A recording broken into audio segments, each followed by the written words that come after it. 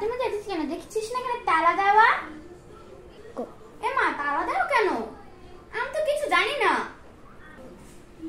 আরে ও যখন জানে তাহলে বলতে হবে না ওকে, চল এখান থেকে যাই। এ বল না আমাকে কি হয়েছে, একটু বল না। শুন তবে, আজ থেকে অনেক অনেক অনেক বছর আগের কথা। 1 বছর গরমের ছুটি চলছিল। গরমের